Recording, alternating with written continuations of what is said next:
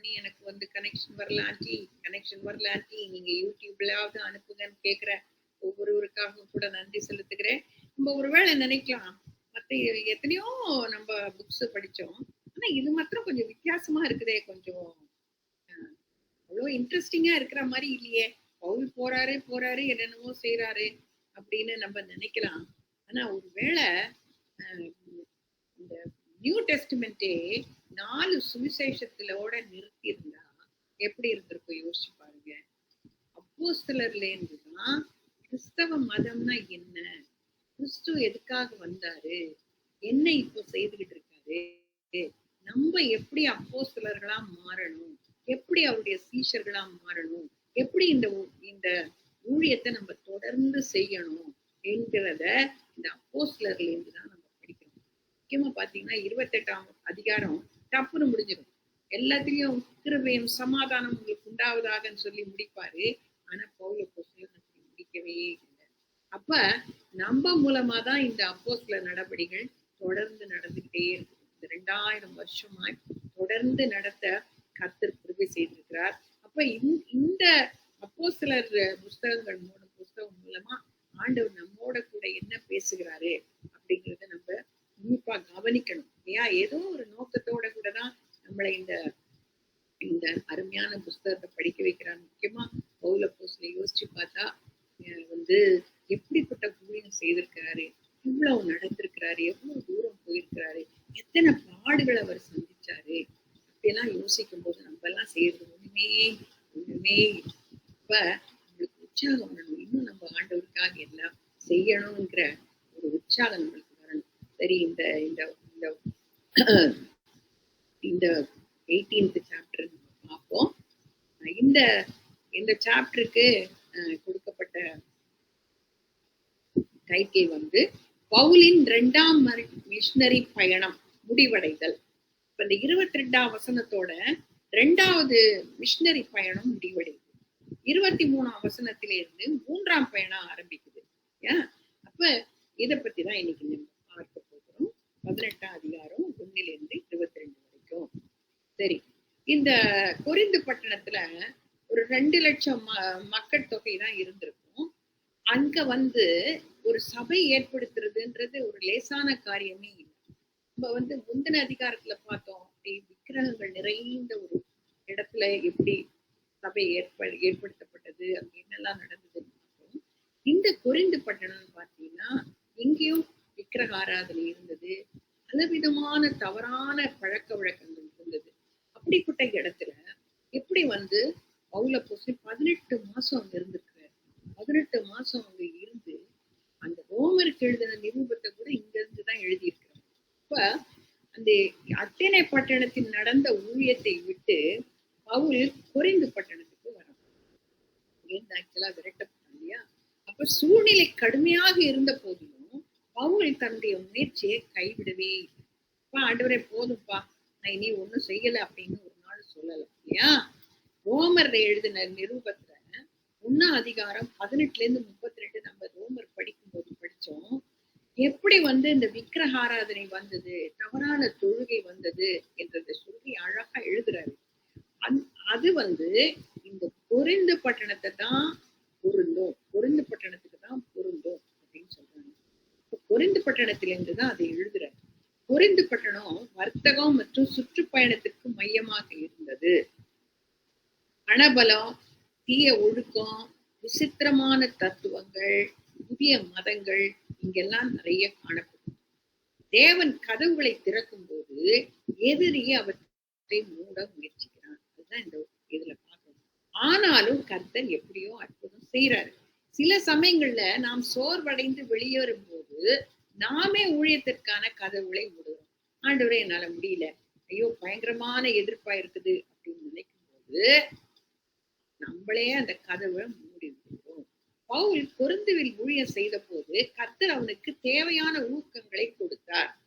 அதே ஊக்கங்களை இன்று நமக்கும் கொடுத்திருக்கிறார். அது நம்ம அறியணும். நம்மையும் ஆண்டவர் யூஸ் பண்றதுக்கு ரெடியா இருக்காரு. ரெடி, ஆண்டவரே நான் சரின்னு சொன்னா போதும், ஆண்டவர் நம்முடைய கரங்களை பிடிச்சுப்பாரு இல்லையா? ஏதாவது ஒரு விதத்துல ஆண்டவர் நம்மை கொண்டு ஒரு ஊழியத்தை செய்ய வைப்பாரு. சரி, முதல்ல அர்ப்பணிக்கப்பட்ட உதவியாளர்கள் சொல்லி முதல் 5 வசனத்தை நம்ம பார்ப்போம். அதன் பின்பு பவுல் அத்தேனே பட்டணத்தை விட்டு கொரிந்தி பட்டணத்துக்கு வந்தான். வந்து யூதர் எல்லாரும் ரோமாபுரியை விட்டு போகும்படி கிழவு திரையான் கட்டளையிட்டபடியினாலே இத்தாலியாவிலிருந்து புதிதாய் வந்திருந்த பொந்து தேசத்தானாகிய அகிலா என்னும் நாமம் உள்ள ஒரு யூதனையும் அவன் மனைவியாகிய பிரிஸ்கில்லாவையும் அங்கே கண்டு அவர்களிடத்திற்கு போனான். இப்போ இந்த முறை தனியா வரான். பவுல போசும் தனியா வராது.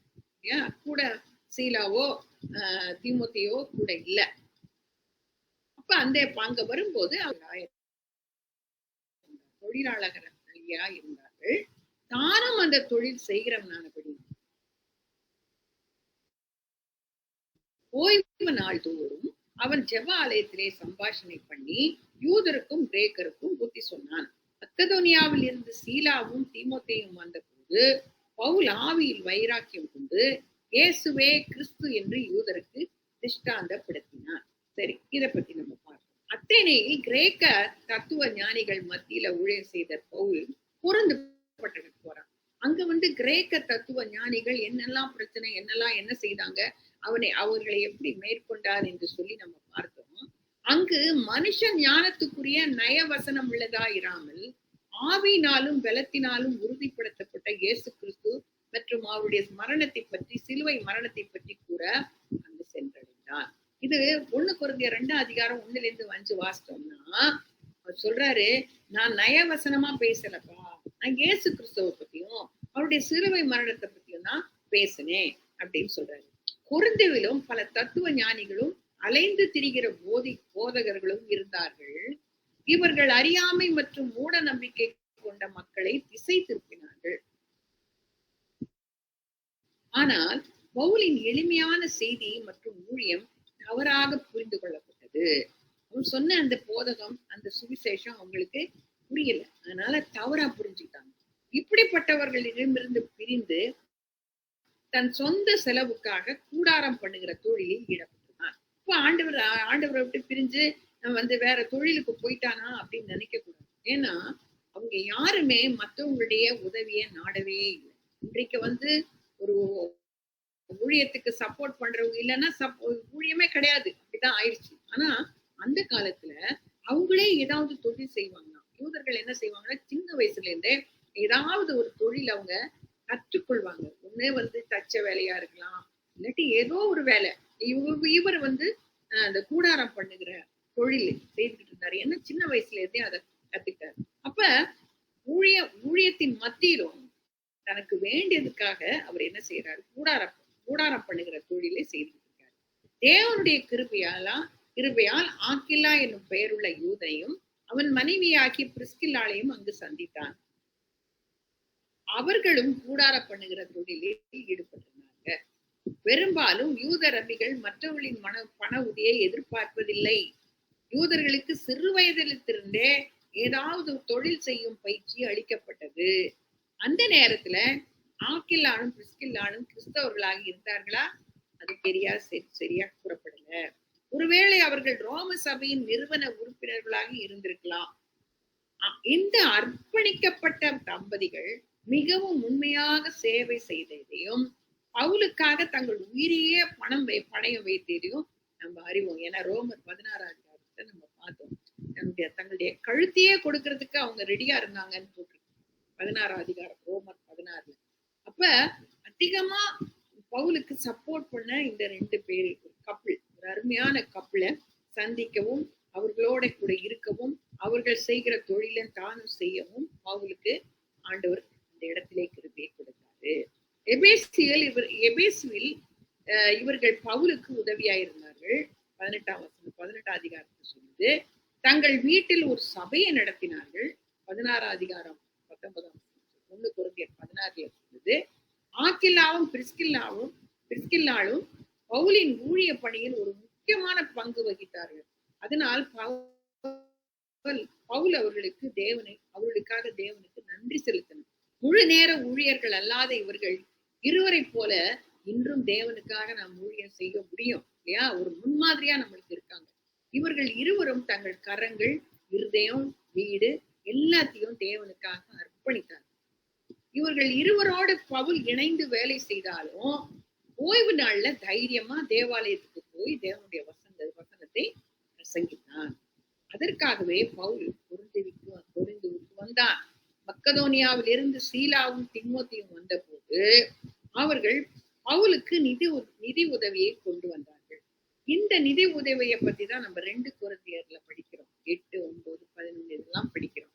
அப்ப அங்க இருக்கிற விசுவாசிகள் பாருங்க, பவுலுக்கு நிதி திரட்டி கொண்டு வந்து கொடுக்கறதுக்காக சீலாவும் திமோத்தியும் வர்றாங்க. அதனால் முழு நேரமும் பவுல் ஊழியத்துக்கு நேரத்தை செலவிட முடிந்தது.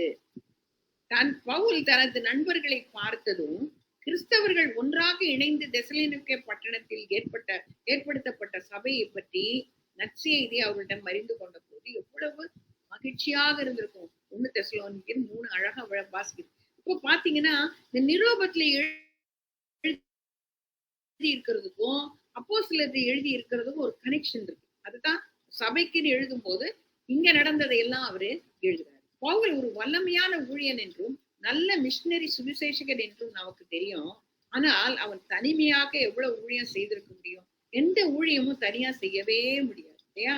ஒரு முக்கியமா எந்த ஒரு பைபிள் ஸ்டடியாக இருந்தாலும், அது வீட்டுல நடக்கிற மீட்டிங்கா இருந்தாலும், எங்கேயாவது போய் செய்யற ஊழியமா இருந்தாலும் கூட கொஞ்சம் பேர் இருந்தாதான் அது நம்மளால செய்ய முடியும்.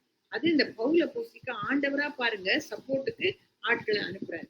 ஆக்கில்லா, பிரிஸ்கில்லா, சீலா, திமோத்தேயு போன்ற சக ஊழியர்களும் மாசிடோனியாவில், அதாவது மக்கதோனியாவில் அவனுக்கு தாராளமாக பண உதவி செய்த விசுவாசிகளும் தான் பவுல் திறம்பட கர்த்தருக்கு ஊழியம் செய்ய சாத்தியமாயிற்று. நிச்சயமாக கர்த்தருடைய வேளையில் நம் நண்பர்களை நாம் ஊக்குவிக்க வேண்டும் என்பதை இது நமக்கு நினைவூட்டுகிறது. தேவன் நாம் அனைவரும் பணக்காரர்களாகவோ அல்லது சக்தி வாய்ந்தவர்களாகவோ அல்லது பெரியவர்களாகவோ இருக்க வேண்டும் என்று நினைக்கவில்லை. எல்லாரும் நினைக்கிறாங்க, எல்லாம் பணம் நிறைய வந்துச்சு, செல்வம் நிறைய வந்துச்சுன்னா ஆண்டவர் ரொம்ப நேசிக்கிறாரு, ஆண்டவர் அற்புதம் செய்யறாரு அப்படின்னு நினைக்கிறோம். அதல்ல. ஆனால் நாம் அனைவரும் கர்த்தருக்குள் நண்பர்களாக இருக்க வேண்டும் என்று அவர் விரும்புகிறார்.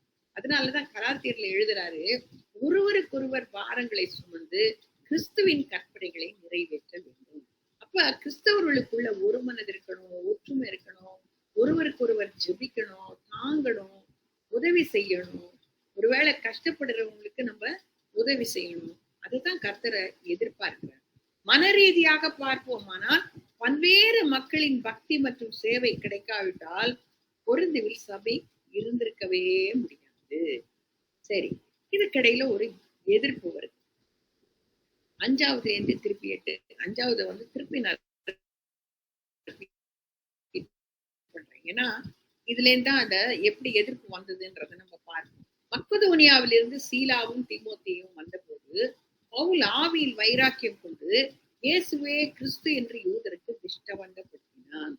அவர்கள் எதிர்த்து நின்று தூஷித்த போது அவன் தன் வஸ்திரங்களை உதறி சுத்தமாயிருக்கிறேன், இது முதல் புரஜாதியரிடத்திற்கு போகிறேன் என்று அவர்களுக்கு சொல்லி அவ்விடத்தை விட்டு தேவனை வணங்குகிறவனாகிய யுஸ்து என்னும் பேருள்ள ஒருவனுடைய வீட்டுக்கு வந்தான். அவன் வீடு ஜெப ஆலயத்திற்கு அடுத்ததாய் இருந்தது. ஜெப ஆலய தலைவனாகிய கிறிஸ்பு என்பவன் தன் வீட்டார் அனைவரோடும் கர்த்தரிடத்தில் விசுவாசம் உள்ளவனானான்.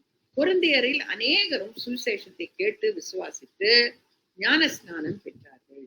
அப்ப இவங்க 2 பேரும் வந்த பிறகு பவுல் ஆவியில நிறைந்து வைராக்கியம் கொண்டு ஒரு உண்மை ஒரு ஒரு ஒரு ஒரு சத்தியத்தை சொல்றேன். என்ன சொல்றாரு? இயேசுவே கிறிஸ்து என்று யூதருக்கு திஷ்டாப்படுத்தினார். அந்த நேரத்துல அவங்க எதிர்க்கிறாங்க. அந்த நேரத்துல என்ன ஆகுது, இதனுடைய அர்த்தம் என்ன அப்படிங்கறத நம்ம புரிந்து கொள்ள வேண்டும். தேவன் ஒரு ஊழியத்தை ஆரம்பிக்கும் போதெல்லாம்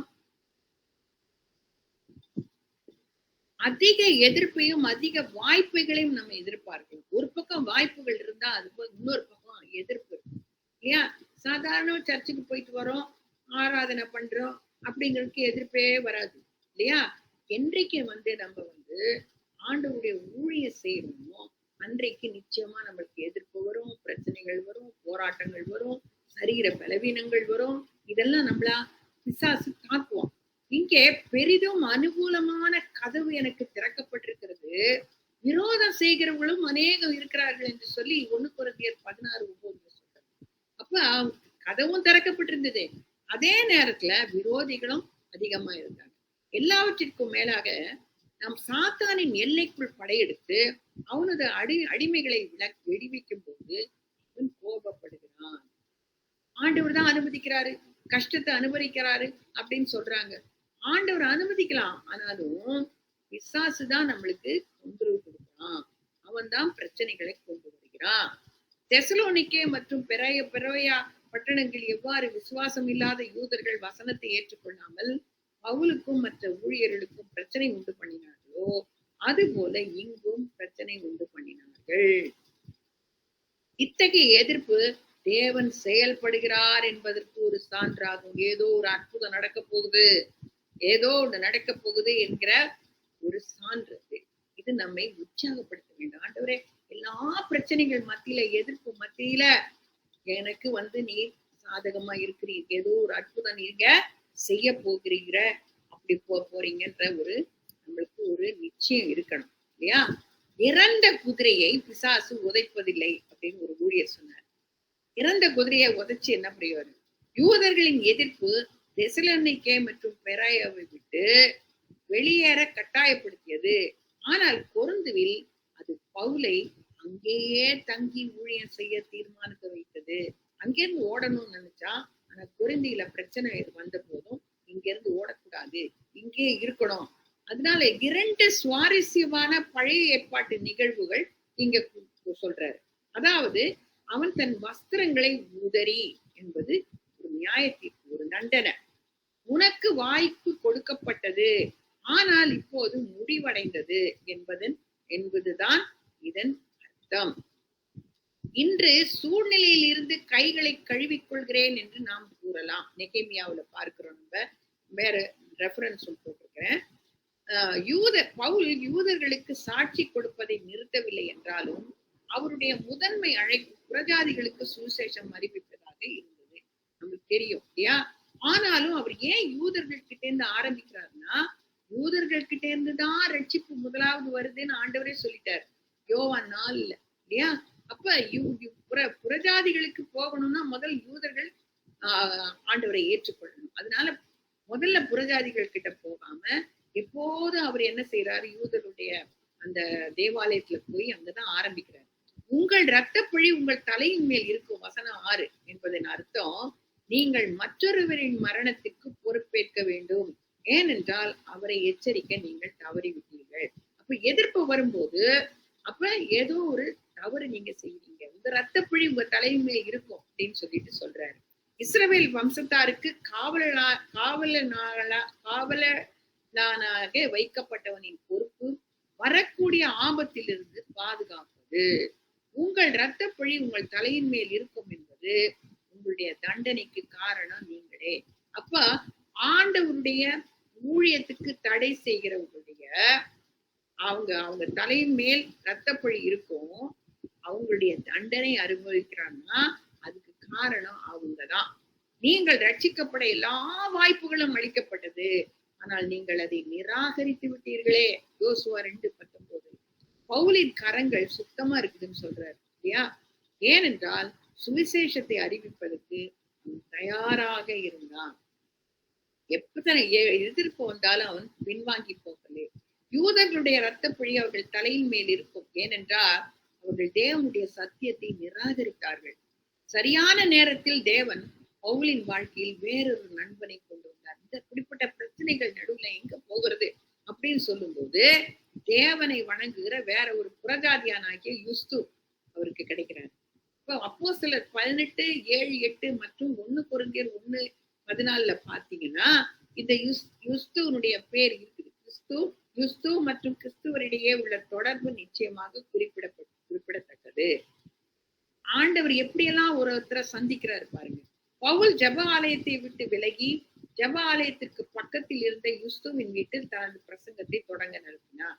ஒரு இடம் மூடப்படும் போது இன்னொரு கதவு ஆண்டவர் திறக்கிறார்.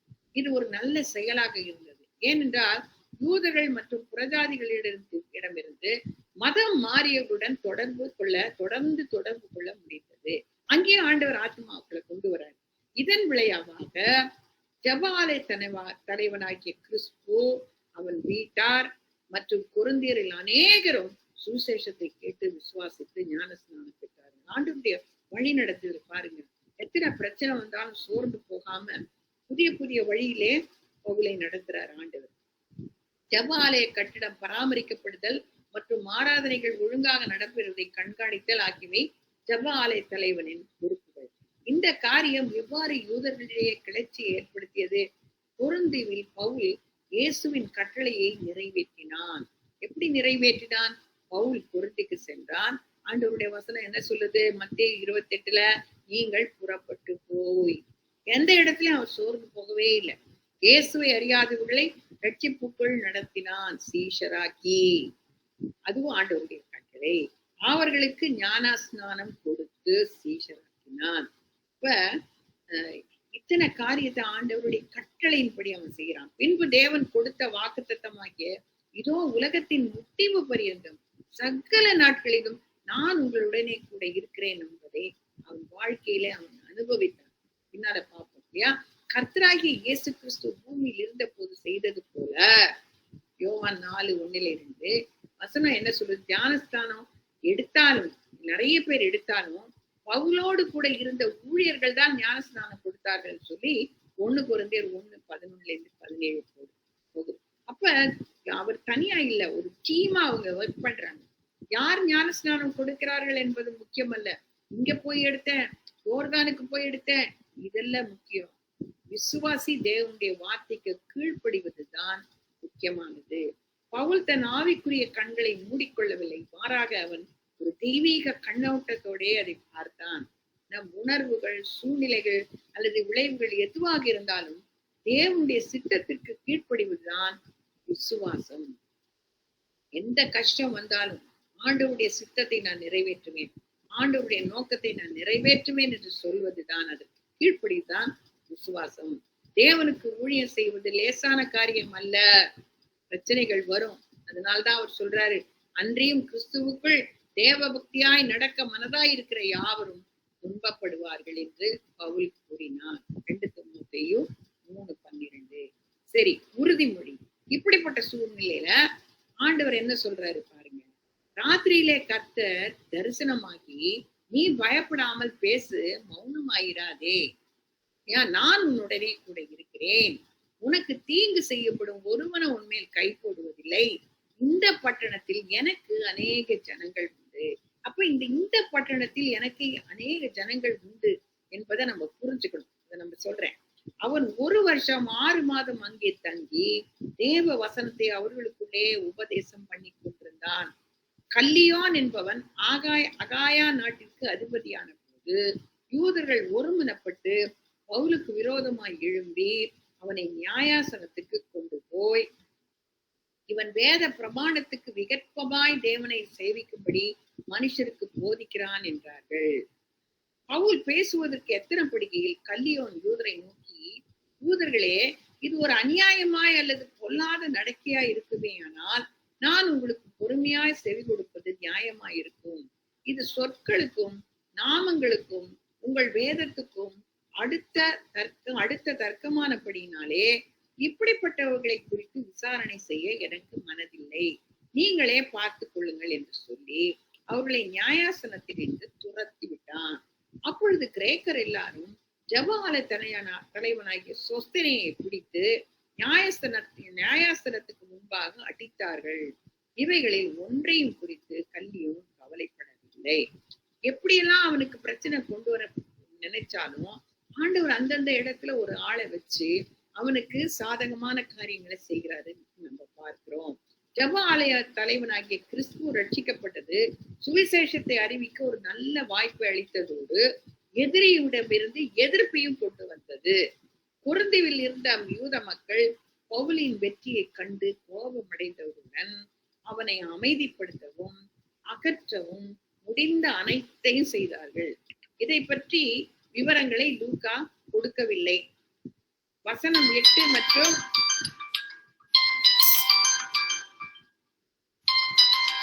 வசனம் 8 மற்றும் இடையில் ஒரு கடினமான மற்றும் ஆபத்தான சூழ்நிலை உருவாயிருக்க கூடும். ஊரை விட்டு வெளியே போக வேண்டும் என்று பவுல் தீர்மானித்த போது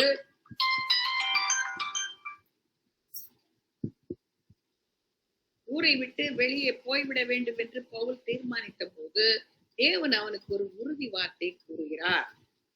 அவருடைய மென்மையான பயப்படாதே என்ற வார்த்தை நம்மை சுற்றியுள்ள சூழ்நிலைகளை பொருட்படுத்தாமல் நம் இருதயங்களில் ஏற்படும் புயலை அவன் அமைதிப்படுத்த முடியும் இல்லையா? இதே போலவே நம்ம பாக்குறோம். ஆபிரகாமு, ஈசாக்கு, யாக்கோபு, யோசபாத்து, தானியேல், மேரி மற்றும் பேதுரு எல்லார்கிட்டையும் பயப்படாதே பயப்படாதேன்னு சொல்லி இருக்கிறார் அல்லவா? அடுத்த முறை நாம் கலக்கம் அடையும் போது நமக்கு பயம் வரும், பிரச்சனை வரும், குறைவுகள் வரும், வியாதி வரும், எத்தனையோ பிரச்சனைகள் வந்தாலும் நம்ம செய்ய வேண்டியது எபிரேயர் 13:5, ஏசாயா 41:10, ஏசாயா 43:1-7 இந்த வசனங்கள் எல்லாம் வாசித்து நம்மை இடப்படுத்திக் கொள்ள வேண்டும். இயேசு ஏற்கனவே பவுலுக்கு தமஸ்குக்கு போகும் வழியிலும் ஆலயத்திலும் காட்சி அளித்து அவனோட பேசியிருக்காரு. எருசலேம்ல பேசியிருக்காரு, ரோமாபுரியில பேசியிருக்காரு. பவுல் சிறையில அடைக்கப்பட்ட போது கூட தேவனால் ஊக்குவிக்கப்பட்டான். தேவனுடைய தூதன் புயலின் நடுவே நம்ம பார்க்க போறோம் 27ஆம் அதிகாரத்துல எப்படி அவங்க போய் ஒரு இடத்துல சிக்கிறாங்க. அந்த இடத்துலயும் கூட பயணிகளுக்கும் பயனாளிகளுக்கும் பணியாளர்களுக்கும் உறுதிமொழி அளித்தார் என்று நம்ம பார்த்தோம். அப்ப நமது தேவனின் பெயர்கள்ல ஒன்று இம்மானுவேல், தேவன் நம்மோடு, யெகோவா ஷம்மா இல்லையா? அவர் தம் பெயருக்கு ஏற்ப நம்மோடு கூட இருக்கிறார். நம்ம சிலர்கிட்ட சொல்றோம், நான் இந்த ஊருக்கு போறேன், எனக்காக ஜெபிச்சுக்கோங்க. இது தேவையே இல்லை. ஆண்டவர் நம்ம மற்றவங்க ஜெபிச்சாலும் ஜெபிக்கலனாலும் நம்ம கூடவே இருக்கிறார். நம்மை விட்டு நான் உன்னை விட்டு விலகுவதும் இல்லை, உன்னை கைவிடுவதும் இல்லை என்று ஆண்டவர் சொல்லி இருக்கிறார் இல்லையா? பவுல் கர்த்தருடைய பிரசனத்தினால் மட்டுமல்ல, அவருடைய வாக்குத்தத்தங்களாலும் உற்சாகப்படுத்தப்பட்டான். நான் உன்னோடு கூட இருக்கிறேன், உனக்கு தீங்கு செய்யும்படி ஒருவனும் உன்மேல் கை போடுவதில்லை, இந்த பட்டணத்திலே எனக்கு அநேக ஜனங்கள் உண்டு என்று உறுதியளிக்கிறார். அப்போ இந்த பட்டணத்தில் அநேக ஜனங்கள் உண்டு என்ற சொல் தெய்வீக தெரிந்து கொள்ளதின் கோட்பாடு. அது ஒரு டாக்டர் இல்லையா? அப்ப ஆண்டவர் எப்படி ஆண்டவர் நம்மளை தெரிந்து கொள்கிறார் அப்படிங்கறதுதான் நம்ம தெரிந்து கொள்ளணும். நம்ம எபேசியர் படிக்கும் போது பார்த்தோம், ரோமர்ல பார்த்தோம். ஏன்னா கர்த்தர் தம்முடையவர்களை அறிவார் என்று 2 கொரிந்தியர் 2:19 பார்க்கிறோம். அப்ப கிறிஸ்துவுக்குள் ஒரு சிலர் மட்டுமே தெரிந்து கொள்ளப்படுவார்கள் என்று உலகம் உருவாகுவதற்கு முன்னதாகவே தீர்மானிக்கப்பட்டது. இது கொஞ்சம் கடினமான காரியம். அப்ப அப்படின்னா ஆண்டவர் ஏதோ பார்ஷியாலிட்டி காட்டுறாரா அப்படின்னு நம்ம நினைக்கிறோம். அப்படி இல்ல. ஆண்டவருடைய சித்தம் எல்லாரும் ரட்சிக்கப்படணும், எல்லாரும் இயேசுவை ஏற்றுக்கொள்ளணும்ன்றதுதான் ஆண்டவருடைய சித்தம். ஆனா எல்லாரும் ஏற்றுக்கொள்ளப்பட மாட்டாங்க இல்லையா? அழைக்கப்பட்டவர்கள் அநேகர், தெரிந்து கொள்ளப்பட்டவர்களோ ஒரு சிலர் என்று ஆண்டவருடைய வசனம் கூறுகிறது. அப்ப ஏன் நம்ம தெரிந்து கொள்ளப்படுகளுடைய லிஸ்ட்ல வருகிறோம் அப்படின்றத நம்ம தெரிஞ்சுக்கணும். தெய்வீக தெரிந்து கொள்ளப்படுவதல் என்பது நற்செய்தி அறிவிப்பதற்கு மிகவும் ஊக்கம் அளிக்குது. நம்ம ஒரு இடத்துல போய் நம்ம பிரசங்கம் பண்ணாலும், ஒரு இடத்துல ஒரு மீட்டிங் நடத்தினாலும் எல்லாரும் ரட்சிக்கப்பட மாட்டாங்க இல்லையா? ஒரு சிலர் தான் ரட்சிக்கப்படுறாங்க. அதுதான் நடந்துகிட்டு இருக்கு. அது ஆண்டவருடைய தீர்மானம் அது இல்லையா? அங்கு தேவன் ஏற்கனவே ஒரு சிலரை ரட்சிப்பதற்காக வைத்திருக்கிறார் என்பதை பவுல் அறிந்திருந்ததால் அவன் இருந்த இடத்திலேயே தங்கி விசுவாசத்துடனும் தைரியத்துடனும் சுவிசேஷத்தை பிரசங்கித்தான். சூழ்நிலையை பார்க்கும் போது ரொம்ப கடினமா இருக்குது. ஆனாலும் அங்க ஒரு சிலர் இருக்காங்க, ஆண்டவரை தெரிந்து கொள்ளப்படுவதற்காக இருக்கிறாங்க, அவங்களுக்கு நற்செய்தி தேவை என்று சொல்லி ஆண்டவர் அவனை உற்சாகப்படுத்துறார். தேவனுக்கு கட்டளைகளுக்கு கீழ்ப்படிவுதான் பவுலின் பொறுப்பு. பாவிகளை ரட்சிப்பது தேவனுடைய பொறுப்பு. நம்மளுடைய பொறுப்பு ரட்சிக்கிறது இல்லை, ஆண்டவர் தான் ரட்சிக்கிறாரு. ஆனா சுவிசேஷம் அறிவிக்கிறது நம்மளுடைய பொறுப்பு. ரட்சிப்பு எப்படி ரட்சிக்கப்படுகிறோம்? பாவியான மனிதனை சார்ந்தது என்றால் நம் முயற்சிகள் அனைத்தும் பயனற்றவை. நான் என்னுடைய சாமர்த்தியத்தினால, என்னுடைய முயற்சியினால நான் ரட்சிக்கப்பட்டேன்னு சொல்லவே முடியாது இல்லையா? ரட்சிப்பு கர்த்தரால் வரும் சொல்லி யோனா 2:9 நம்ம பார்க்கிறோம். அவர் தம்முடைய வார்த்தையை ஆசீர்வதித்து ஆத்துமாக்களை ரட்சிப்பார். முக்கிய விஷயம் என்னன்னா, தேவனுடைய சத்தியத்தை ஏற்றுக்கொண்டு அதன்படி செயல்பட வேண்டும். இன்று சில கிறிஸ்தவர்கள் செய்வது போல தெய்வீக தெரிந்து கொள்ளுதல் மற்றும் மனித பொறுப்பு ஆய்வுகளை பற்றி பவுல் தனது நேரத்தை செலவிடல. நேரத்தை வீணாக்காம ஆத்துமாக்களுக்காக அவர் முயற்சி எடுத்தார், வெல்ல முயன்றாரு. தேவனால் தெரிந்து கொள்ளப்பட்டவர்கள் பட்டியலில் இருக்கிறோமா இல்லையா என்று நம் ஒருவருக்கும் தெரியாது. ஆனா இயேசுவின் நற்செய்தியை நம்ம கேட்கும் போது ஆவியானவராலே தொடப்பட்டு இயேசுவை இரட்சகராக ஏற்றுக்கொள்கிறோம்.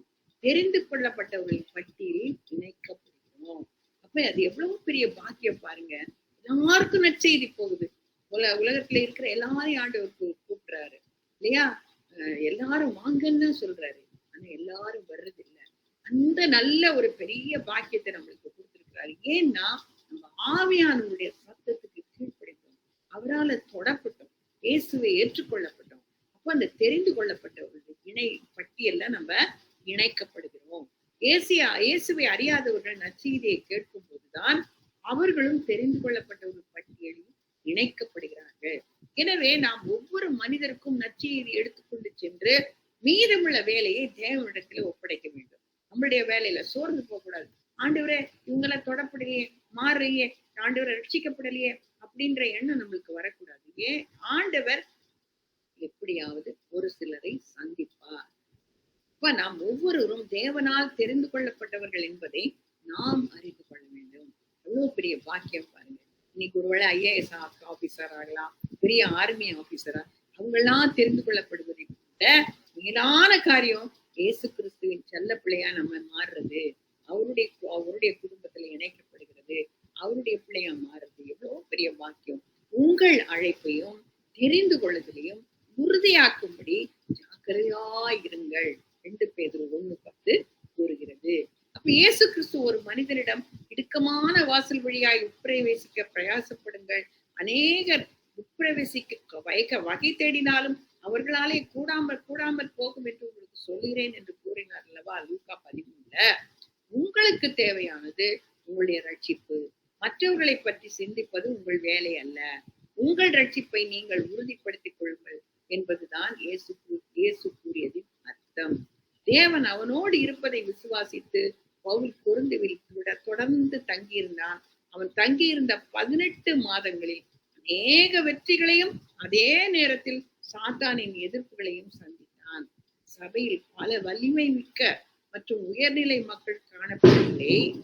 ஆனால் தேவனின் கிருபையால் ஒரு சில ரட்சிக்கப்பட்டவர்கள் அங்கே இருந்தார்கள். கொரிந்துவில் பவுல் ஊழியர் செய்த போது ஒரு தெய்வீக பாதுகாப்பு இருந்தது குறிப்பிடத்தக்கது. என்னன்னா அவனை விரட்டணும், அவனை உபத்திரவப்படுத்தணும்னு எல்லாம் யூதர்கள் ரெடியா இருந்தாங்க. அந்த நேரத்துல ஆண்டவர் என்ன செய்யறாரு பாருங்க. சொஸ்தனே என்பவன் புதிய ஜெப ஆலய தலைவனாக தேர்ந்தெடுக்கப்பட்டது அவிசுவாசிகளாக இருந்த யூதர்களுக்கு ஒரு நம்பிக்கை அளித்திருக்க கூடும். அதாவது புதிய கிறிஸ்தவ பிரிவு சட்ட விரோதமானது என்று அறிவிக்கப்படும் என்று நம்பினார்கள். அன்னைக்கும் இந்த மாதிரி பிரச்சனைகள்லாம் இருந்திருக்கு பாருங்க. யூதர்கள் ஒருமனப்பட்டு பவுலுக்கு விரோதமாய் எழுப்பி அவனை நியாயாசனத்துக்கு முன்பாக கொண்டு போனார்கள். பவுல் ரோம சட்டத்தை மீறுகிறான் என்று வெறி பிடித்த யூதர்கள் நிரூபிக்க முயற்சிப்பது இது முதல் முறை அல்ல. பல முறை நம்ம பார்த்திருக்கிறோம். தான் ஒரு குடிமகனாக இருந்தாலும், ரோம குடிமகனாக இருந்தாலும் பவுல் தன்னை தற்காத்துக் கொள்ள தயாராக இருந்தான். ஆனால் இது தேவையற்றதாக அவனுக்கு தெரிந்தது. ஏனெனில் கல்லியோன் பவுலை பாதுகாத்தான். முக்கியமா ஒரு கல்லியோன் என்கிற ஒரு அதிகாரி அந்த இடத்துக்கு வரான், நியமிக்கப்படுறான். அவன் இவனுக்கு அகெயின்ஸ்டா போவான்னு சொல்லிட்டு எல்லா பிரயத்தனம் பண்றாங்க. உண்மையான பிரச்சனை ரோம சட்டத்தை மீறுவதில்ல, யூத மதத்திற்கு எவ்வாறு மேல் விளக்கம், எப்படி இன்டர்பிரட் பண்றாங்க, யூத மதத்தை எப்படி இன்டர்பிரட் பண்றாங்க, கிறிஸ்தவ மதத்தை எப்படி இன்டர்பிரட் பண்றாங்க, இதுதான் ரொம்ப முக்கியமானதா அன்றைக்கு இருந்தது. அப்ப அதனால் அவன் வழக்கை விசாரிக்க மறுத்துவிட்டான். இது மத சம்பந்தமானது, இதுக்கும் எனக்கும் கனெக்ஷன் இல்ல. எப்படி மாத்திர இருப்பாங்க ஆண்டவர், எப்படி ஒரு ஒரு நல்ல ஒரு ஒரு சப்போர்ட் அவனுக்கு கொடுக்கிறாரு. ஆனால் இது பிரச்சனையின் முடிவல்ல. அந்த காட்சியை கண்டு கொண்டிருந்த கிரேக்கர்கள் கிறிஸ்துவை ஜெப ஆலய தலைவனாக மாற்றிய சொத்தனையை பிடித்து அவனை தலைமை அதிபதியின் கண்களுக்கு முன்பாக அடித்தார்கள். இது நிச்சயமாக யூதருக்கு ஒரு எதிரான காரியம், அப்படி செய்யக்கூடாது. ஆனால் கல்லியோன் இந்த பிரச்சனையை வேறு விதமாக பார்த்தான். இந்த சொசனையை பற்றி தான் பவுல் 1 கொரிந்தியர் 1 குறிப்பிட்டிருந்ததா, இவனோ ரட்சிக்கப்பட்டிருப்பான் என்பதை நம்ம புரிந்து கொள்ளலாம். இப்ப எப்படி ஒரு ஆண்டவர் சொன்னது போலயே, நான் உன் கூட இருக்கிறேன், நீ பயப்படாத, நீ தொடர்ந்து உன்னுடைய ஊழியத்தை செய்ய, எனக்காக ஒரு சில ஆட்களை நாங்க தேர்ந்தெடுக்க போறேன் அப்படின்னு சொன்னது எப்படி நிறைவேறுது பாருங்க. இப்ப அது எப்படி நடந்தது என்பதை தெரிந்து கொள்வது சுவாரஸ்யமாக இருக்கும். பவுலும் சில விசுவாசிகளும் சொஸ்தேனையை சந்தித்து அவனுக்கு சேவை செய்தார்களா? ஒருவேளை அவனுடைய முன்னோடியான கிறிஸ்து தான் பவுலின் காயங்களை கழுவ உதவி இருக்கலாம். அந்த கிறிஸ்து, ஒருவேளை கிறிஸ்து என்பவன் தான் அந்த சிறைச்சாலை அதிகாரியாக இருந்திருக்கலாம் என்று சந்தேகப்படுகிறது. கிறிஸ்துவின் அன்பை பகிர்ந்து கொள்வதற்கான வாய்ப்பாக இதை பயன்படுத்தினானா என்பதெல்லாம் சரியாக தெளிவுபடுத்தப்படவில்லை. தேவனுடைய வழி நடத்துதல் எவ்வளவு அற்புதமானது! எப்படி யார் மூலமா நம்மளுக்கு சப்போர்ட் வரும் அப்படின்றது நம்மளுக்கு தெரியவே தெரியாது. ஆனா ஆண்டவர் அற்புதமா நடத்துவார். அதிபதியான கல்லியோன் கிறிஸ்தவ மதம் சட்ட விரோதமானது என்று ரோம அதிகாரிகளை கொண்டு பிரகடனம் செய்ய வைப்பான் என்று யூதர்கள் காத்துக்கிட்டு இருந்தாங்க. எப்படியாவது இவனை பிடிச்சி சிறைச்சாலையில போடணும் அப்படின்னு காத்துக்கிட்டு இருக்காங்க. ஆனா கல்லியோன் அதுக்கு நேர் எதிர்மறையான காரியத்தை செய்யறான். என்ன செய்யறான்? வழக்கை விசாரிக்க மறுத்துட்டான் இல்லையா?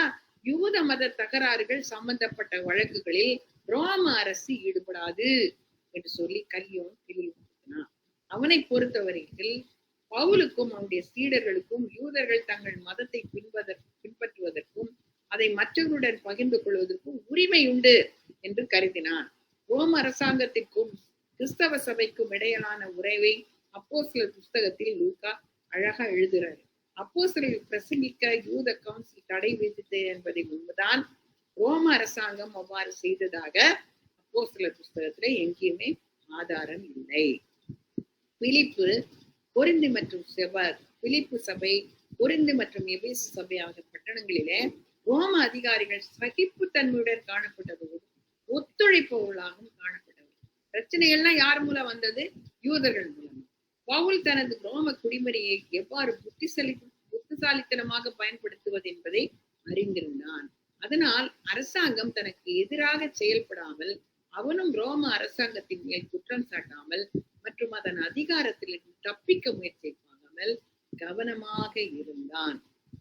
சரி, தேவனுடைய சித்தம் கடைசியாக பார்க்க போகிறோம். 18-22. பவுல் அநேக நாள் அங்கே தரித்திருந்த பின்பு சகோதரிடத்தில் உத்தரவு பெற்றுக்கொண்டு தனக்கு ஒரு பிரார்த்தனை உண்டாயிருந்தபடினாலே கெங்கிரியா பட்டணத்தில் தலை சவரம் பண்ணி கொண்டு சிரியா தேசத்துக்கு போக கப்பல் ஏறினான். பிரிஸ்கில்லாவும் ஆக்கிலாவும் அவனுடைய கூட போனார்கள். என்ன இவ்வளவு நல்ல ஆண்டவருடைய ஊழியக்காரன், ஒரு அப்போஸ்தலன் போய் தலை சவரம் பண்ணிக்கலாமா? நிறைய பேர் கேட்கறாங்க இல்லையா? அப்ப அவன் பின்வாங்கி போயிட்டானா அப்படின்னு எல்லாம் நினைக்கலாம். இப்ப ஏன் அவன் தலை சவரம் செய்தான் என்பதை பற்றி நம்ம பார்ப்போம்.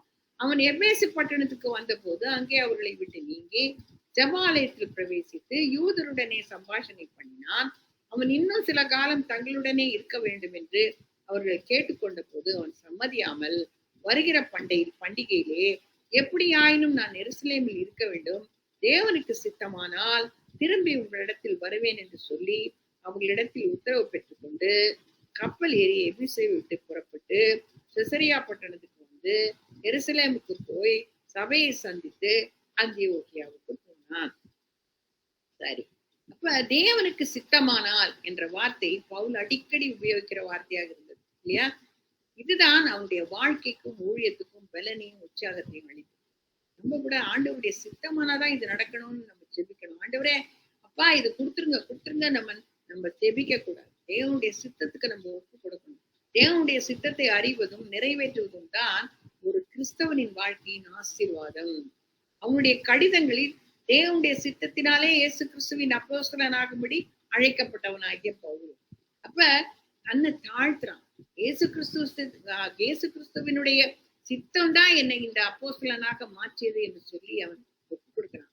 இதை உறுதியாக கூறுவதன் மூலம் ஒரு சில இக்கட்டான சூழ்நிலையில் தைரியத்தையும் பலனையும் பெற்றுக்கொண்டான்.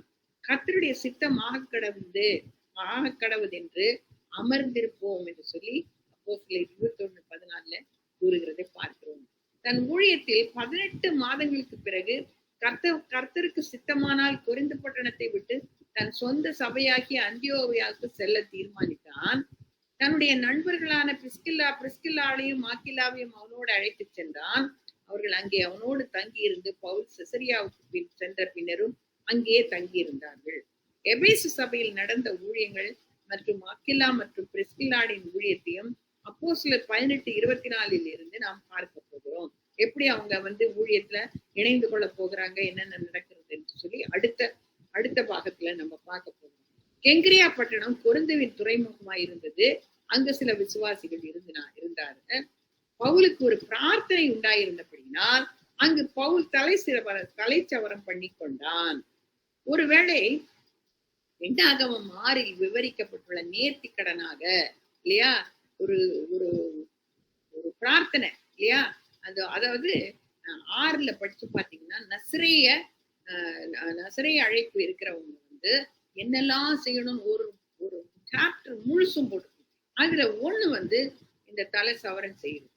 அதனால ஒருவேளை அவர் ரட்சிக்கப்படுறதுக்கு முன்னால அந்த நேர்த்தி கடன் எடுத்திருக்கலாம் இல்லையா, அல்லது பின்னால எடுத்திருக்கலாம், அது நமக்கு தெரியாது. ஆனா அதே மாதிரி நம்மளும் போய் செய்யணும்ன்றது இல்ல. பவுல் செய்தான்னு சொல்றதுனால அதை நம்ம நியாயம் தீர்க்க நமக்கு அந்த வேலை நம்முடையது அல்ல. கற்பனைகளை ஏற்கொண்ட பவுல் கிருபையை விட்டு விட்டானா என்று கருதக்கூடாது. பவுல் நிறைவேற்றின நேர்த்தி கடன் என்பது ரட்சிக்கப்படுவதற்காக அல்ல. பாவத்தம்மா நீங்க ஆண்டவரே என் முடிய கொடுக்குறேன்னு சொல்றல, தேவனிடம் உள்ள தனிப்பட்ட பக்தியின் நிமித்தமே அவன் அப்படி செய்தான். எதற்காக பவுல் இந்த நேர்த்தி கடனை செய்தான் என்று கூறப்படவில்லை. ஆரம்ப நாட்களில் ஒருவேளை கொரிந்துவில் சந்திக்க நேர்த்த உபத்திரவங்கள் நிமித்தம் தேவனுக்கு ஒரு விசேஷ அர்ப்பணிப்பாக இருக்கலாம். ஒருவேளை பவுலுக்கு உடன் ஊழியர்களுக்கும் தேவன் செய்த அனைத்து நன்மைகளுக்காக நன்றி செலுத்துவதற்காக இருக்கலாம். இது என்னன்னு நம்மளுக்கு தெரியல. ஆனா 6 படிக்கும் போது நேர்த்தி கடன் செய்கிறதுக்காக இவன் செய்திருக்க கூடும் என்று கூறப்படுகிறது. நசரேய சபதம், இதுதான் நசரேய சபதத்தை எருசலேமில் சரியான பலிகள் செலுத்தி முடிக்கப்பட வேண்டும் என்பதுதான் யூத சட்டம். இவன் ஒரு நசரேயனாய் இருந்ததுனால அதை செய்து முடிக்க வேண்டிய அவசியம் அவனுக்கு இருந்தது. சபதத்தை முடிக்கும் போது முடி வெட்டப்பட்டது. பவுல் எபேசுவில் எவ்வளவு காலம் இருந்தான் என்பதை லூக்கா நமக்கு கூறப்படவில்லை. ஆனால் நேரம் மிகவும் குறுகியதாக இருந்தது. அங்குள்ள யூதர்கள் நற்செய்தியை ஏற்றுக்கொண்டனர். அதனால் பவுல் அங்கு தங்க வேண்டும் என்று விரும்பினான். ஆனால் அவன் தனது சபதத்தை முடிக்க எருசலேமுக்கு செல்ல விரும்பினான். பின்னர் அந்தியோகியா சபைக்கு சென்றான். இருப்பினும் அவன் திரும்பி வருவதாக உறுதியளித்தான். அந்த வாக்குறுதியை நிறைவேற்றினான். வருகிற பண்டிகையிலே எப்படியாயினும் நான் எருசலேமில் இருக்க வேண்டும் என்பது பவுலும் ஆதி விசுவாசிகளும் யூத பண்டிகைகளை அனுசரிக்க வேண்டும் என்று விரும்பினர் என்பதை காட்டுகிறது. ஆனா பவுலை பொறுத்த வரைக்கும் எதுக்காக அந்த பண்டிகைக்கு போனா, அங்க போகும்போது பலரை சந்திக்கிறதுக்கும் நற்செய்தியை அறிவிப்பதற்கும் அவனுக்கு வாய்ப்பளிக்கிறது. அதனால அவன் போகணும்னு விரும்பினான் இல்லையா. கிறிஸ்தவர்கள் மற்றவர்களை நியாயம் தீர்க்காமல் அல்லது பிறரை இடரச் செய்யாமல் தங்கள் மனசாட்சியை பின்பற்ற சுதந்திரமாக இருக்க வேண்டும். செசரியா பட்டணத்துக்கு அங்கிருந்து எருசலேமுக்கு சென்று அங்கிருந்த விசுவாசிகளை வாழ்த்தினான். அப்ப ஒரு சபையை போய் பிரசங்கம் பண்ணி அநேகரை ரட்சிப்புக்குள்ள நடத்தணும், அதே நேரத்துல அவங்கள வளர்க்கணும், அவங்கள சீஷராக்கணும். இந்த ஒரு பெரிய பொறுப்பு அவனுக்கு இருந்தது இல்லையா. இன்றைக்கு அது இல்ல. ரட்சிக்கப்பட்டாங்கன்னா அவங்க இஷ்டமா போட்டோம், தியான ஸ்நானம் எடுக்கட்டும், அதுக்கப்புறம் அவங்க வழி அப்படின்னு நம்ம நினைக்க கூடாது. இன்னைக்கு கூட நான் நேற்று ஒரு லேடி கிட்ட பேசிட்டு இருக்குமோ, ரட்சிப்புனா என்னன்னு தெரியல, நல்லா உட்கார்ந்து பைபிள் வாசிக்கிறாங்க, ஜெபம் பண்றாங்க, சர்ச்சுக்கு போறாங்க. ரட்சிப்புனா என்ன தெரியல. ஆண்டவருடைய வசனத்தில் உள்ள அர்த்தங்களை புரிந்து கொள்றாங்க. ஆண்டவர் நமக்காக என்ன செய்து முடிச்சிருக்காரு, நம்ம ஆண்டவருக்காக என்ன செய்யணும் அதுவும் தெரியல. ஏதோ சர்ச்சுக்கு போறோம், ஆண்டவர் விதிக்கிறோம், வர்றோம், அவ்வளவுதான். அப்ப செசரியா பட்டணத்துக்கு வந்து அங்கிருந்த எருசலேமுக்கு சென்று அங்கிருந்த விசுவாசிகளை வாழ்த்தினான். எவ்வளவு ஒரு கனெக்ஷன் வச்சுக்கிறான் பாருங்க. அந்தியோகியாவுக்கு சென்று அங்கிருந்த சபையாரிடம் தன்னுடைய 2ஆம் மிஷனரி பணிகளை பற்றி தீர்ப்பு கொண்டான் இல்லையா, ஒரு டெஸ்டிமனி கொடுக்கிறான். இதோடு பவுலின் 2ஆம் ஊழிய பயணம் நிறைவடைகிறது. தொடர்ந்து வரும் பகுதிகளில் அவனோடு கூட 3ஆம் பயணத்தில் நாம் சேர்ந்து கொள்வோம். சரி, கடைசியா ஒரு வசனம் போட்டிருக்கேன். என்னன்னு சரியான எனக்கு வசனம் கிடைக்கல. ஆனாலும் நம்மளுக்கு ஆண்டவர் இன்னைக்கு கொடுக்கிற வாக்குத்தத்தம் என்ன? இதோ நான் ஒரு உடன்படிக்கை பண்ணுகிறேன், பூமி எங்கும் ஜாதிகளிடத்திலும் செய்யப்படாத அதிசயங்களை உன் ஜனங்களுக்கு எல்லாருக்கும் செய்வேன். உன்னோட கூட இருக்கிற ஜனங்கள் எல்லாரும் கர்த்தருடைய செய்கையை காண்பார்கள். உன்னோட கூட இருந்து நான் செய்யும் காரியம் பயங்கரமா இருக்கும். எங்க இருக்கு?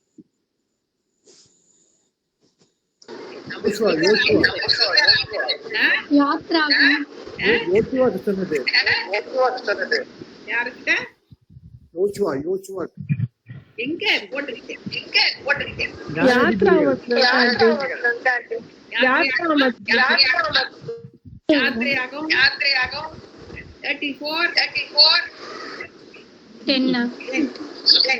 So under number